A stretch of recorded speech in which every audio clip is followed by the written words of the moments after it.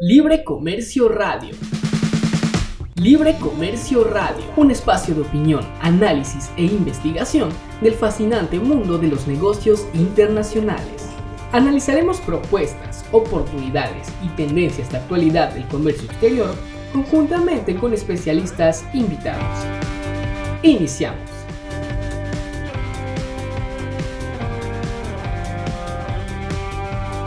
¿Qué tal? Muy buenos días, mis estimados amigos. Sean muy bienvenidos a su programa Libre Comercio, un espacio hecho para ti y para la interacción con el fascinante mundo de los negocios internacionales, el comercio exterior, las aduanas, la logística y muchos temas más.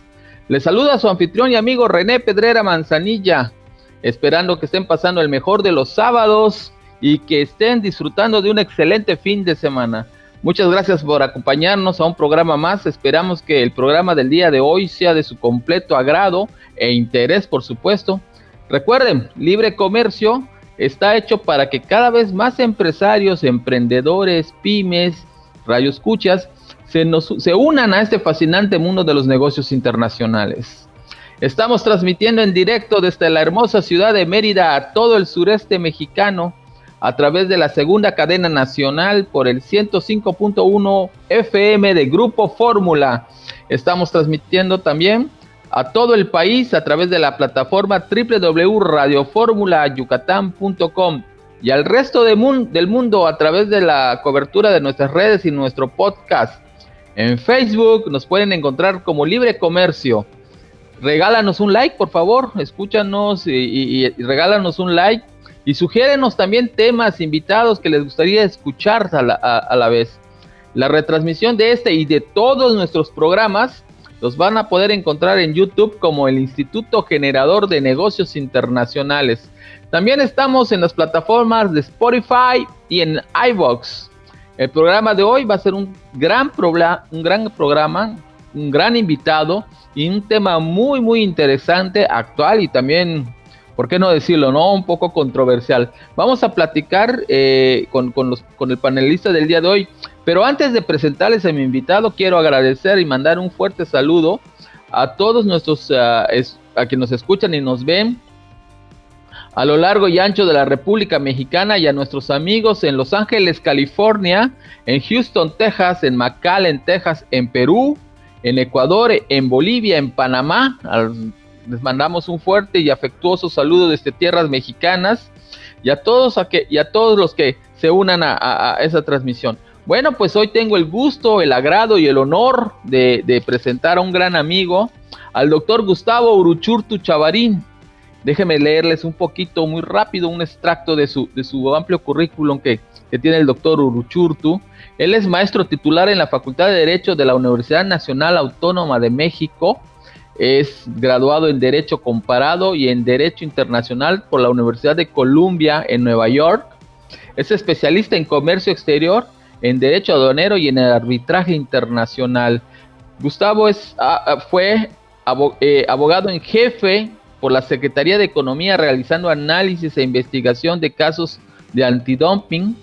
Es negociador de diversos tratados internacionales, incluyendo el ya extinto Telecam, pero pues Gustavo estuvo en ese tema de negociación. Es socio fundador de Uruchurtu Abogados y Consultores en la Ciudad de México. Es miembro del capítulo 19 de árbitros del Telecam y de la International Chamber of Commerce, de la ICC. Es el último nombramiento que le fue otorgado, es como representante de México en el panel de solución de controversias laborales y comerciales del nuevo tratado del TEMEC, y obviamente catedrático de los programas de posgrado en el Instituto Generador de Negocios Internacionales, Ingenio. Mi estimado Gustavo, muchísimas gracias por estar con nosotros, te agradezco mucho. No, al contrario, pues agradecerte, René, esta mañana la invitación para poder hablar con tu público, darles los buenos días a tu público para hablar sobre temas tan interesantes del comercio que yo creo que es una de las áreas más dinámicas en las que se está moviendo de una manera impresionante derivado con la pandemia. Está siendo el mejor realmente llevará a los países a la recuperación económica una vez que se logre sortear este escollo en el que está inmerso pues prácticamente todo Sí, entonces pues va a ser muy interesante poder platicar al día de hoy contigo y con tu público. Claro que sí, Gustavo. Y si me lo permite, nos vamos a un breve corte comercial y regresamos. En un momento regresamos. Libre Comercio Radio. El comercio exterior a tu alcance.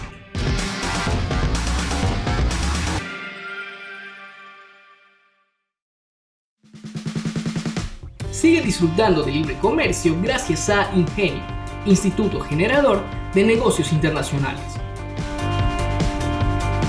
Muchísimas gracias por estar y continuar con nosotros en Libre Comercio. Estamos platicando con el doctor Gustavo Uruchurtu Chavarín, de Uruchurtu y Asociados en la Ciudad de México. Mi estimado Gustavo, pues nuevamente te reitero el agradecimiento porque estés con nosotros en este programa. Y antes de entrar en contexto con los temas, que hoy vamos a tratar un tema muy interesante y un tema que está, pues, que de alguna manera generando ahorita cambios y se van a generar cambios a nivel mundial en la Organización Mundial de Comercio. Me gustaría platicar y que, mejor dicho, que tú nos platicaras un poquito, pues, de este último nombramiento que se te fue otorgado, ¿no?, como representante de México en el panel de solución de controversias laborales comerciales del TEMEC. Y esto a propósito del cambio que viene en Estados Unidos, ¿no?, con el nuevo presidente, que pues esperemos que ya entre en funciones en enero. Pero pues sí hay muchas voces que se están manifestando y están comentando, pues no la apertura o la revisión del tratado como tal, pero sí, por ejemplo, el cumplimiento de los temas laborales, ¿no? El tema laboral, sobre todo el que se comprometió México. ¿Qué tanto hemos avanzado en eso, Gustavo? ¿Y tú cómo lo ves desde la representación que tú tienes en este panel de solución de controversias? Mira, primero déjame hacer una aclaración porque no estoy en el panel laboral, estoy en el panel de dumping, que es el del capítulo 10. Ah, ok. Pero no obstante, sí hay que estar atentos a lo que está sucediendo, porque sí se habla de cambios. Quizá no podemos hablar de cambios en el TEMEC, porque, por ejemplo, hay gente que está diciendo que va a pasar lo mismo que pasó con el Telecán, cuando se terminó de negociar el Telecán, que luego vinieron los acuerdos paralelos. Pero hay que tomar en cuenta que cuando vinieron los acuerdos paralelos no se había todavía firmado. Bueno, no, sí se había firmado, pero no se había aprobado por parte del Congreso americano la ley de implementación del Telecán. Al día de hoy, pues pasó lo mismo que con el Telecán, porque el año pasado, en diciembre, pues se negoció el famoso protocolo modificatorio donde se incluyó el mecanismo laboral, ¿sí?, para que el Congreso americano aprobara el TEMEC. Entonces el TEMEC ya está aprobado.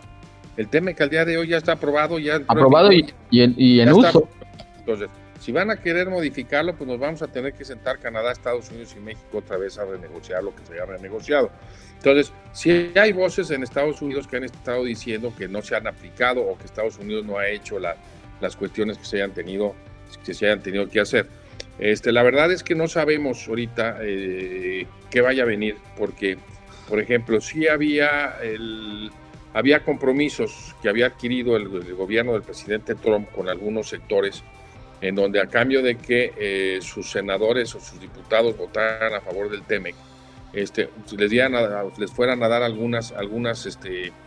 se fueran a iniciar algunas medidas en contra de México. Por ejemplo, sí sabemos que ya se presentó una salvaguarda contra los que son los famosos berries mexicanos, sí, porque hubo un compromiso por parte del representante comercial de poder apoyar a los productores de berries de Florida a cambio de que manifestaran a través de sus representantes el apoyo para la aprobación del TEMEC. Ahora, en la cuestión laboral, pues está este mecanismo de respuesta, que le llaman de respuesta rápida, en donde cuando se determine que los inspectores que están aquí y en un momento dado determinen que hay una violación a las disposiciones del tratado, sobre todo son cuestiones que van relacionadas con la libertad sindical, porque si nosotros vemos parte de la negociación del TEMEC, lo que hubo o lo que se trató de hacer es crear instancias o mecanismos o disposiciones que de alguna manera hicieran menos atractivo el poder invertir en México, el que viniera la inversión de Estados Unidos a nuestro país. Por ejemplo, vimos cómo se redujo el ámbito de aplicación en el capítulo de inversión, ¿sí?, para únicamente reducir a ciertos conflictos en materia de inversión que pudieran ventilarse en los mecanismos de arbitraje. En el Telecán estaba abierto a cualquier inversión que viniera de Estados Unidos, ahora ya está restringida, por ejemplo, a cuestiones de petróleo, de infraestructura, de energía, muy, muy restringido, y además de ciertos temas, de ciertas cuestiones, entonces se reduce.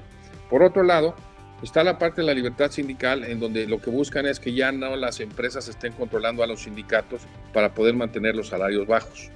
Entonces, a través de esto, cuando se encuentren algunos de los supuestos de que habla el protocolo modificatorio, se va a poder activar este mecanismo de revisión rápida que puede traer al final del camino como sanción que a esa empresa, la empresa que no esté cumpliendo en un momento dado con los requisitos laborales, se le impongan sanciones comerciales, se le retiren preferencias de carácter comercial para la exportación de los productos de Estados Unidos. Hay que tomar en cuenta que esto opera para los dos lados. Sí, así es. Nosotros lo vemos en contra de nosotros, pero por ejemplo, yo ahorita que mencionabas el currículum, que me dedico al área de dumping, pues es el área donde estábamos buscando nosotros cómo poder proteger a las empresas nacionales en contra de las importaciones. Y este capítulo laboral también nos abre pues unas municiones nuevas que no teníamos.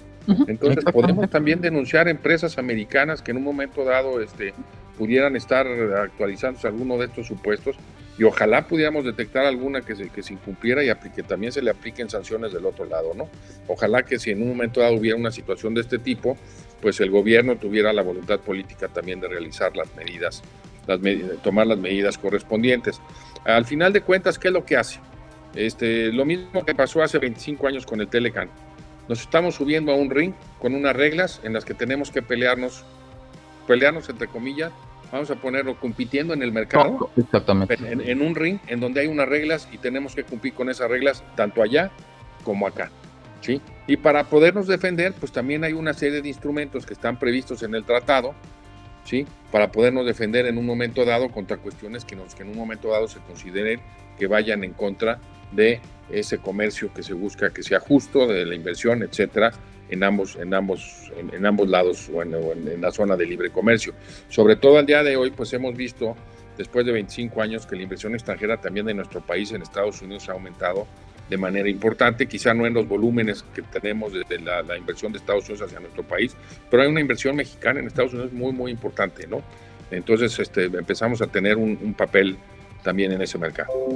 Eso es importantísimo recalcarlo, Gustavo, lo que tú bien dices, uno, de que pues estamos pues en una competencia comercial y que las reglas son para ambos países, y a veces eso lo perdemos un poquito de vista. Creemos que solamente pues Estados Unidos es el gran fiscalizador de los procedimientos, ¿no? Y al final de cuentas, México también tiene la oportunidad de fiscalizar y revisar y hacer que se cumplan las reglas del juego. Exactamente, y de tomar medidas que en un momento dado afectan a empresas americanas.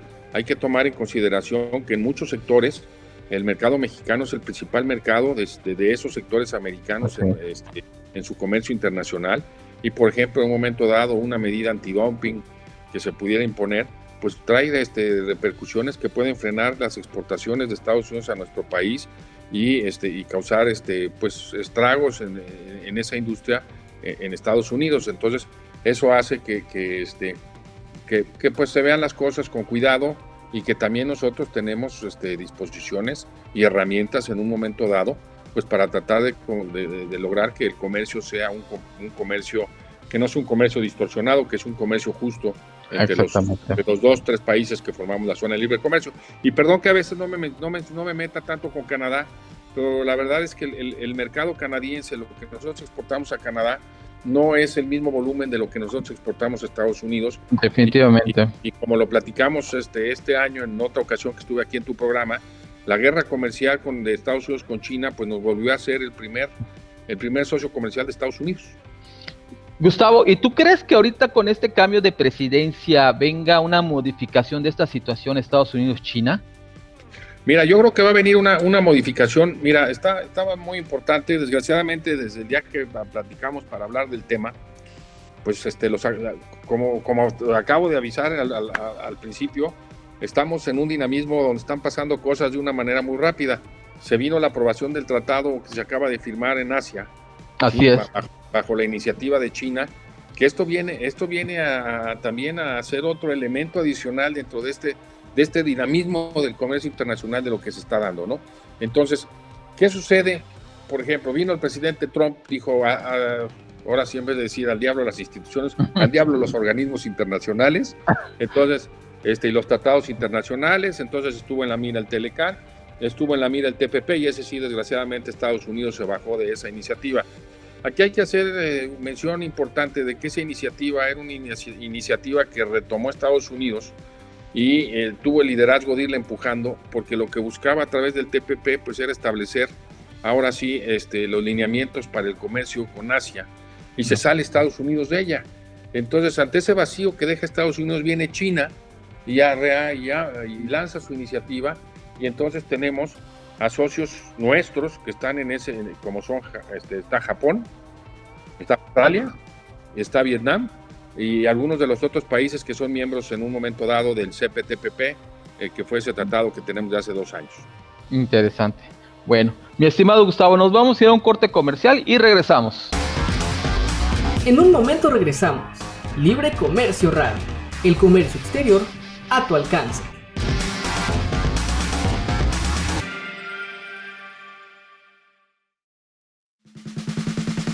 Sigue disfrutando de libre comercio gracias a Ingenio, Instituto Generador de Negocios Internacionales.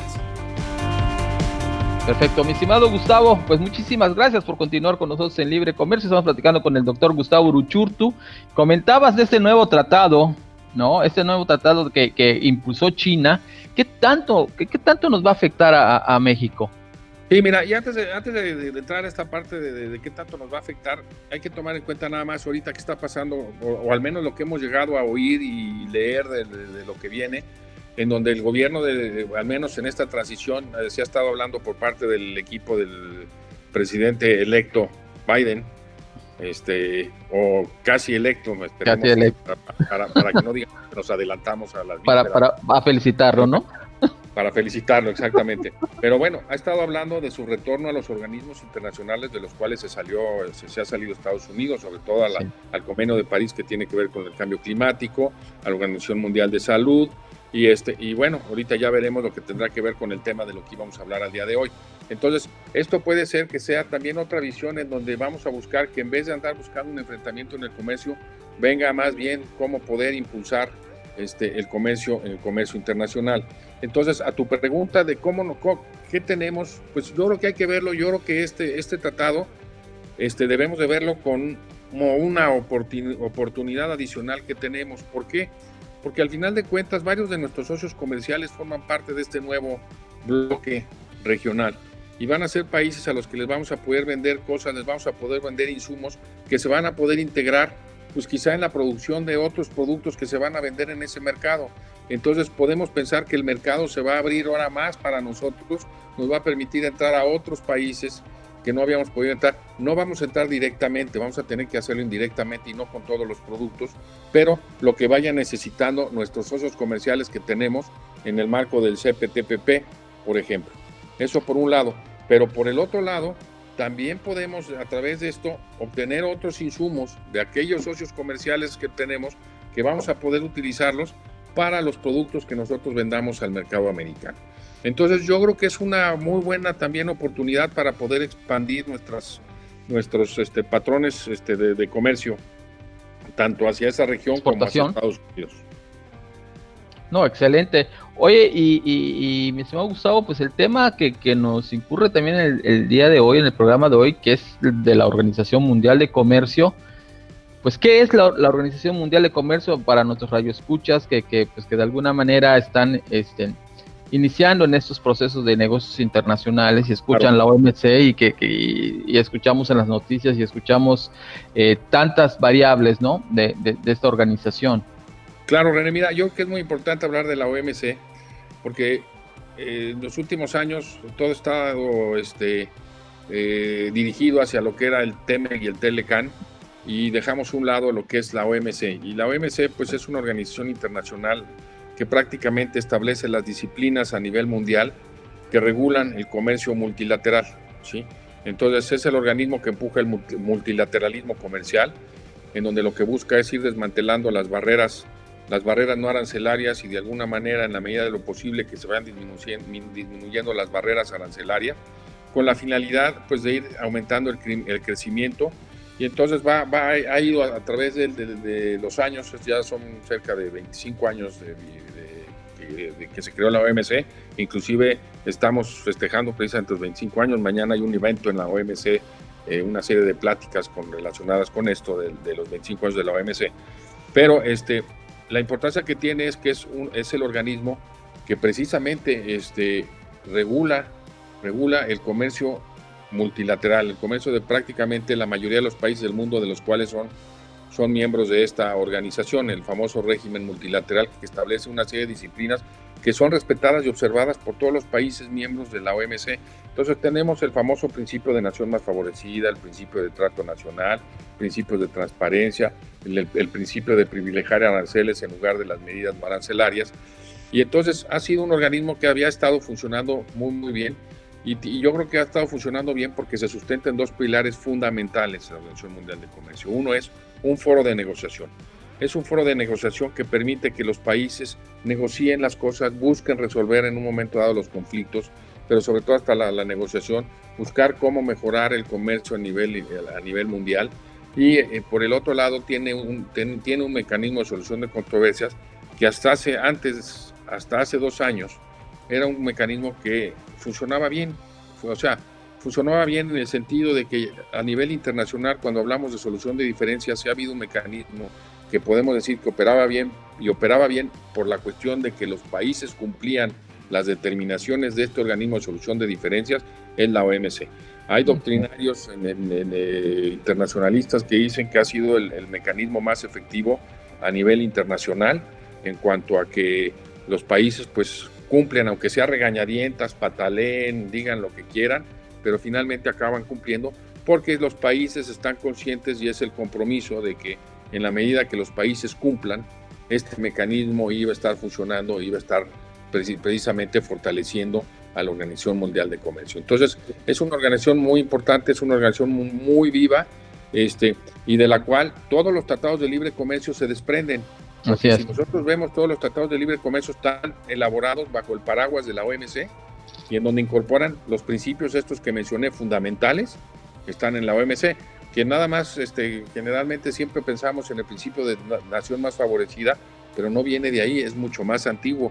En el caso de México, nosotros encontramos el principio de nación más favorecida en los tratados en los que reconocieron la independencia de nuestro país. Hay el tratado con Inglaterra, el tratado con Japón, aquellos famosos tratados de amistad, comercio y navegación, por ejemplo, en donde se incorporaban precisamente este principio de nación más favorecida, pero fue con la OMC donde se impulsó este principio y es el principio fundamental, el famoso principio de no discriminación en esta OMC, ¿no? Es muy bien, exactamente como tú dices, la Organización Mundial del Comercio es el gran regulador del comercio mundial y coadyuva, ¿no?, con otras organizaciones de gran envergadura como es la Organización Mundial de Aduanas, como la International Chamber of Commerce, ¿no? Así es, ahí tú tienes a los países miembros. Por ejemplo, ahí se habla de países o territorios aduaneros, y hago este señalamiento de los territorios aduaneros porque, por ejemplo, Hong Kong es miembro de la OMC y es miembro separado de China, porque es un territorio un territorio aduanero diferente.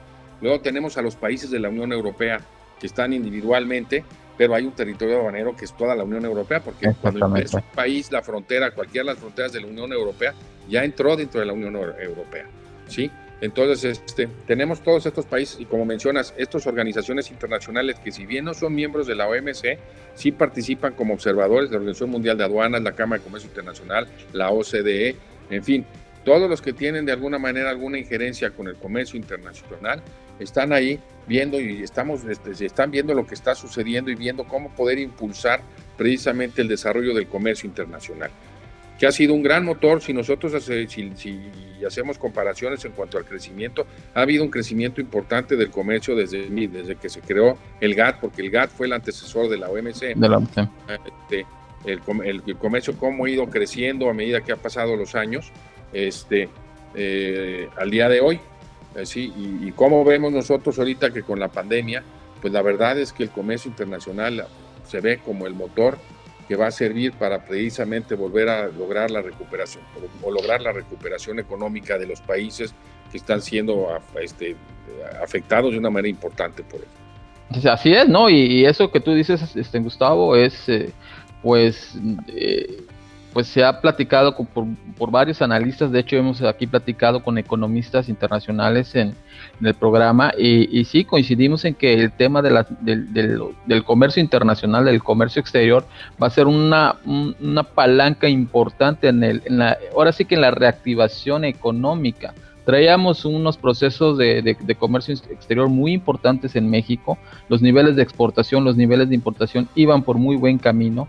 Digo, esta pandemia vino ahora sí que a frenar de golpe muchas de esas actividades exportadoras, pero se han ido recuperando poco a poco, han estado cada vez sujetas a mayor demanda, a mayores procesos, y eso ha hecho que, pues que de alguna manera, al menos en México, se perciba todavía un comercio exterior vivo, un comercio exterior activo, ¿no? Que no se sienta disminuido.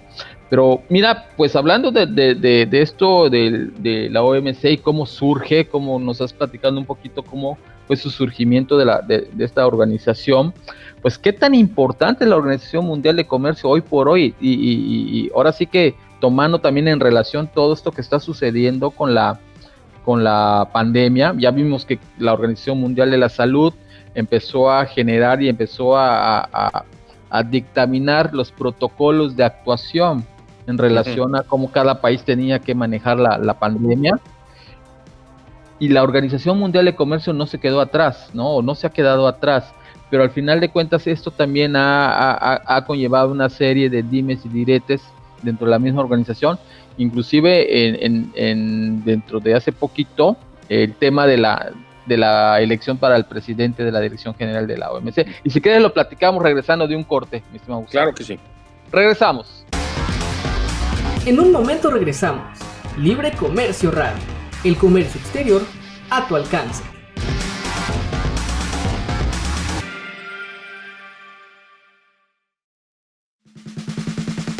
Sigue disfrutando de libre comercio gracias a Ingenio, Instituto Generador de Negocios Internacionales. Mis estimados amigos, muchas gracias por continuar en Libre Comercio, y estamos platicando con el doctor Gustavo Uruchurtu de Uruchurtu y Asociados de la Ciudad de México, pero hoy desde la ciudad de Chihuahua, mi estimado Gustavo. Y estamos platicando un poquito, ha sido un programa muy, muy enriquecedor. Hemos platicado un poquito tanto del TEMEC y de todo esto, ¿no? Toda esta situación que se avecina, y el tema de la Organización Mundial de Comercio, ¿no? Pero pues entrando un poquito en lo que ha sucedido en estos últimos meses, desde que pues se postuló el doctor Jesús Seade para la dirección general de la misma organización, a lo que ha pasado, ¿no? ¿Pudiéramos llamar que hay una crisis dentro de la Organización Mundial de Comercio, Gustavo? Sí, René, muchas gracias. Mira, la verdad sí hay una crisis, y obedece a lo siguiente. Al día de hoy, ahorita lo que platicábamos hace unos minutos, que uno de los pilares fundamentales es el mecanismo de solución de diferencias de la OMC. Este mecanismo está paralizado al día de hoy. Este mecanismo tiene dos instancias. Tienes una instancia que le llamamos de grupos, que se le llama de grupos especiales, en donde son tribunales ad hoc. Esto quiere decir que se nombran a especialistas para resolver la controversia, y cuando resuelven un caso, hay la posibilidad de apelar a un órgano de apelación que es permanente. Este órgano de apelación se integra por 7 miembros permanentes, ¿sí? Sin embargo, el mandato de los miembros se fue venciendo desde hace 2 años, y entonces se hace a través de la propia OMC, que tiene su órgano de solución de diferencias, hacen la propuesta para la persona que ocuparía el lugar que va dejando los que van saliendo. Sin embargo, Estados Unidos empezó a bloquear y bloqueó a todos. Entonces, al día de hoy, pues ya nomás queda uno miembro. Entonces, no se puede utilizar el mecanismo de apelación, sino únicamente cuando se llega a la parte, nos podemos ir al grupo especial, pero si queremos apelar ya no se puede resolver, porque pues no tenemos las personas que tienen que resolver, porque claro, el acuerdo correspondiente, que es el entendimiento sobre solución de disputas, te dice que cada controversia que se apele debe ser resuelta por 3 miembros del órgano de apelación, y ahorita ya no los hay. Entonces entonces ahí está paralizado. Ya se nombraron algunas personas para que funjan temporalmente para los países que así lo deseen y puedan fungir como un órgano de apelación, en donde hay un mexicano que es el licenciado Mateo Diego, que está participando ahí. Pero aquí viene una cuestión muy interesante. Lo que hizo Estados Unidos, porque también cuando estuvo la campaña del señor Trump, pues otro de los objetivos que tuvo fue la OMC, inclusive amenazó con salirse de la OMC, pero lo que hicieron fue bloquear esto, porque lo que están buscando es una reforma que primero aparecía como una reforma al mecanismo de solución de diferencias. Ahorita voy a hablar con algunos puntos del mecanismo de solución de diferencias, claro, pero que realmente se busca una reforma mucho más integral de la OMC. Con respecto al mecanismo de solución de diferencias, Estados Unidos trae ahí varios puntos con los que no está de acuerdo. Primero es, ¿qué pasaba? Se vencía el mandato de uno de los árbitros y entonces seguía participando en asuntos hasta que se resolvía, hasta que se nombraba un nuevo árbitro. Entonces los americanos decían, no, eso no está previsto en ningún lado, no se puede y no se debe hacer. Entonces nos oponemos y por eso nos estamos oponiendo al nombramiento de los árbitros para que se resuelva eso. Eso por un lado. Por otro lado, los procedimientos en el órgano de apelación son 90 días y a veces se extendían más tiempo. Entonces eso tampoco estamos de acuerdo, porque deben de cumplir 90 días. Hay un principio jurídico, nosotros los abogados decimos que justicia que no es pronta no es justicia. Si no se cumple con los plazos, no hay justicia. Entonces eso. Pero hay otras cuestiones todavía mucho más de fondo que no les gusta, que Estados Unidos que es donde le gusta, porque a Estados Unidos no le gusta que organismos internacionales o instancias internacionales vengan y les digan que lo que hacen o que su ley está mal. Entonces ha habido casos en donde ha habido panelistas que se han metido a examinar cuestiones que no fueron alegadas por las partes. Eso está mal, tienen toda la razón. Entonces se han opuesto a eso, a que los árbitros estén haciendo eso, porque al final de cuentas los árbitros tienen un mandato de qué es lo que tienen que revisar y tienen que circunscribirse a eso. Entonces es una parte. Pero también se han metido a analizar la legislación interna, en este caso Estados Unidos se han metido a analizar la legislación interna de Estados Unidos, y eso no estamos nosotros de acuerdo, eso no debe proceder. Y entonces eso ha llevado a la parálisis. Entonces, el problema que se tiene es que para que puedan hacerse los nombramientos se requiere el consenso de los miembros, y bueno, pues Estados Unidos ya se ha opuesto a cada uno, y entonces eso tiene paralizado este mecanismo de solución de diferencias. Pero entonces ahí nos quedamos con la parte del mecanismo de solución de diferencias. Pero entonces viene toda una cuestión en donde dice, pero además de esto, hay otras cosas en la OMC con lo que no estamos de acuerdo. Entonces, por ejemplo, hay un beneficio que se los da a los países en vías de desarrollo, en donde a los países en vías de desarrollo se les excepciona de ciertas obligaciones de la OMC. Y entonces Estados Unidos dice, China se acoge al beneficio de los países en vías de desarrollo porque dice que es un país en vías de desarrollo, porque si bien tiene muchos ricos, tiene muchísimos pobres. Y entonces Estados Unidos dice, espérate, China no es un país en vías de desarrollo, entonces no debe de acogerse a esos beneficios. Tenemos que revisar esta cuestión de los beneficios a los países en vías de desarrollo, porque si no, yo, Estados Unidos, pues también soy un país en vías de desarrollo, y entonces me voy a acoger a los mismos beneficios. Entonces, ahí tienes ese problema. La cuestión de los subsidios sigue siendo un problema fundamental, sobre todo los subsidios en el campo. Entonces, esta cuestión de los subsidios es algo que ha costado mucho trabajo, que no ha logrado resolverse. Cuando fue la negociación de la ronda de Uruguay, algo que paralizó las negociaciones de la ronda de Uruguay en la etapa final fue el problema de los subsidios en el campo, que inclusive en aquel tiempo los agricultores en Europa bloquearon las carreteras porque se estaba buscando que se eliminaran los subsidios, porque en la realidad, en la cuestión de los subsidios, hay países que tienen dinero para meterle a los subsidios y hay países que no tienen dinero para meterle a los subsidios y compiten en los mercados, y entonces uno trae beneficios importantes con respecto a otros que no lo tienen, y entonces se crean distorsiones. Entonces, ese es otro de los problemas importantes. Otros son la participación de las empresas estatales. Hay empresas estatales que ya han empezado a participar en los mercados internacionales, y entonces vienen con esa ayuda. Principalmente estamos hablando de las empresas chinas.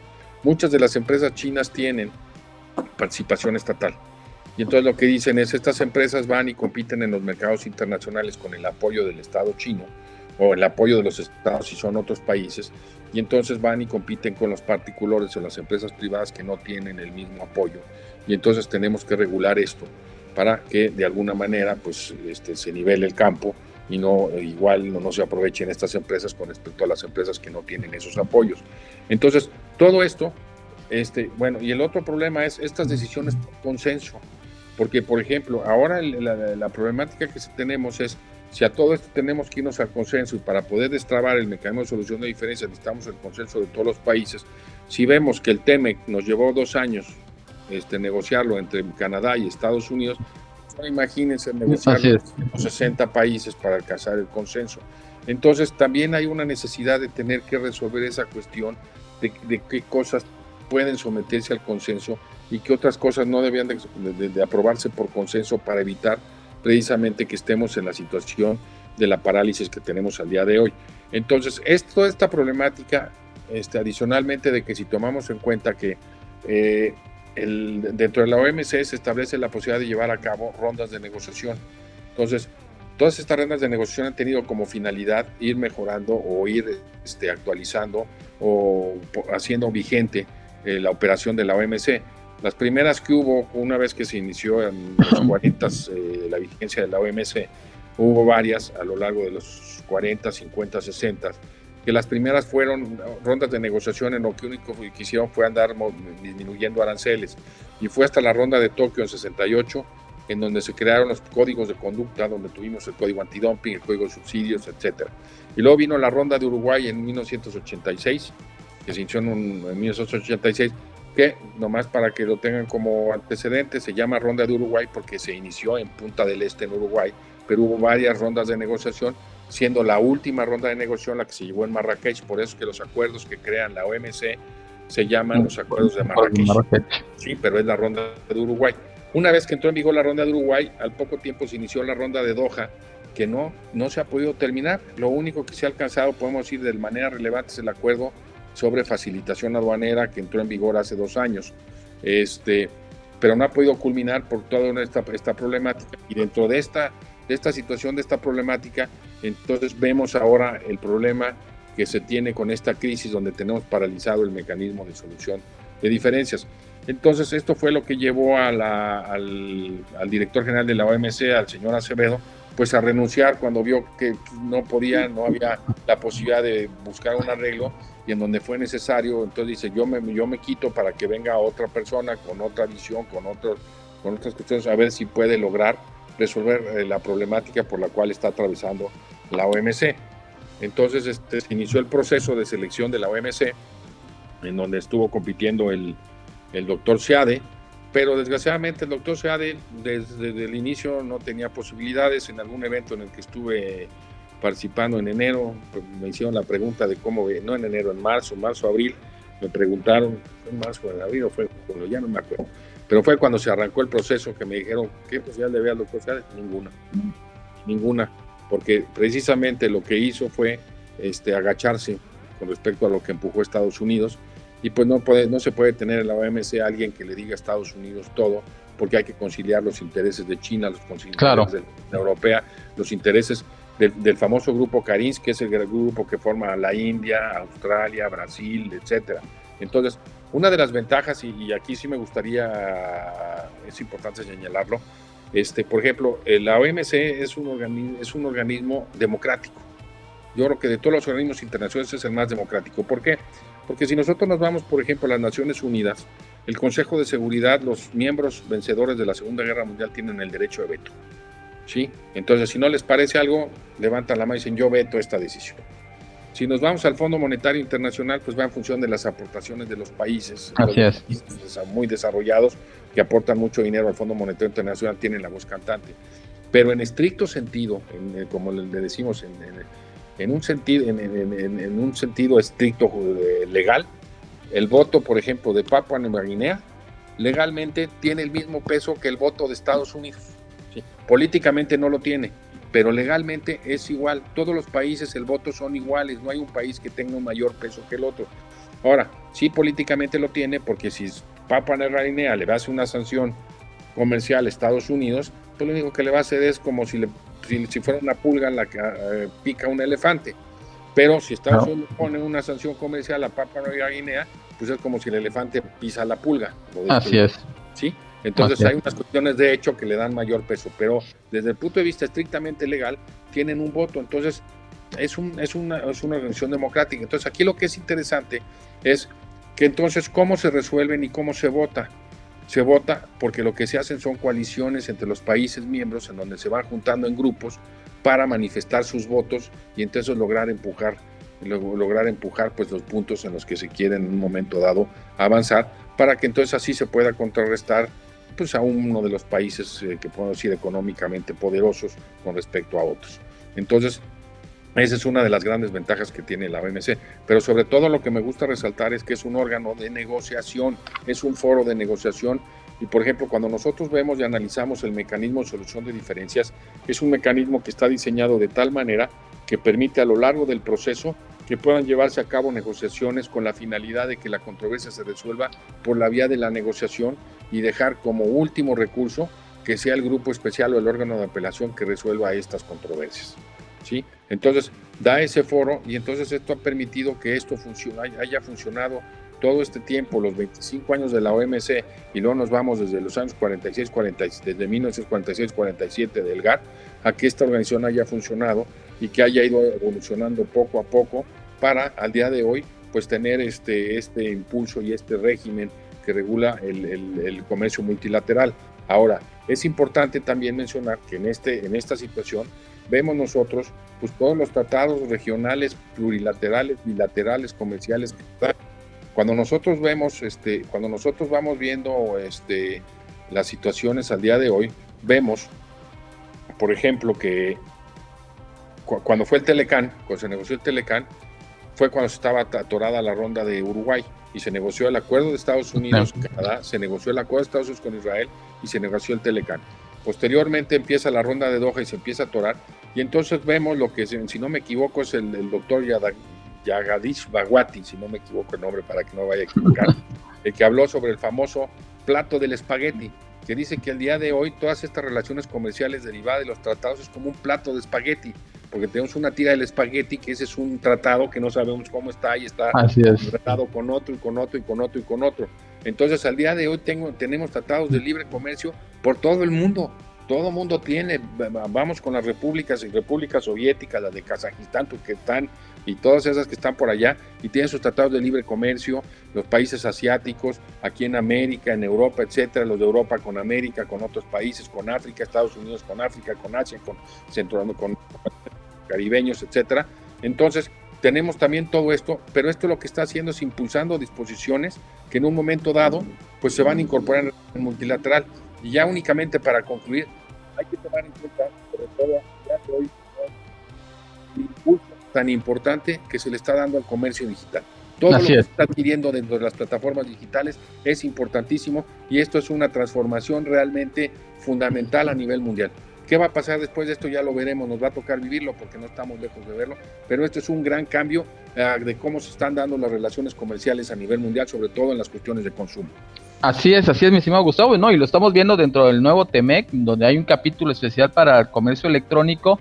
La misma Organización Mundial de Comercio también ya tiene estipulado la regulación y la vigilancia del comercio electrónico, y cada vez se está acrecentando más y más, ¿no? Y estamos viendo ya pues que esto va a ser, como tú bien dices, el futuro, ¿no? Yo creo que ya no hay vuelta hacia atrás. Yo creo que el dinamismo en los modelos de consumo van a cambiar, en temas de consumo, en el tema de educación, en muchos temas, ¿no? La tecnología va a jugar un papel muy, muy importante, y estas mismas organizaciones ya tienen que estar preparadas, tienen que estar listas para no ser rebasadas, porque acuérdate que con el TEMEC y cuando empezó todo esto, pues ya estaba completamente rebasado el Telecán, ¿no? Mi estimado Gustavo, fue un gran programa, un gusto y un honor tenerte con nosotros el día de hoy. Muchas gracias. Y espero que nos aceptes nuevamente una invitación para seguir platicando de estos interesantes temas. Claro que sí, ya sabes que yo encantado. Ya vieron ahorita cómo me apasiono, entonces Me gusta platicar de estos temas. Perfecto, ¿no? Y te esperamos en la maestría en Ingenio. Bueno, pues muchísimas gracias a todos ustedes por habernos acompañado. Nos estamos escuchando y nos estamos viendo la próxima semana. Hasta la próxima. Aquí termina Libre Comercio Radio, pero te esperamos la próxima semana para abordar más temas relacionados con el comercio exterior. Contenido y conducción, René Pedrera Manzanilla. Producción general, Ángel Salazar. Este programa fue traído a ti por Ingenio, Instituto Generador de Negocios Internacionales.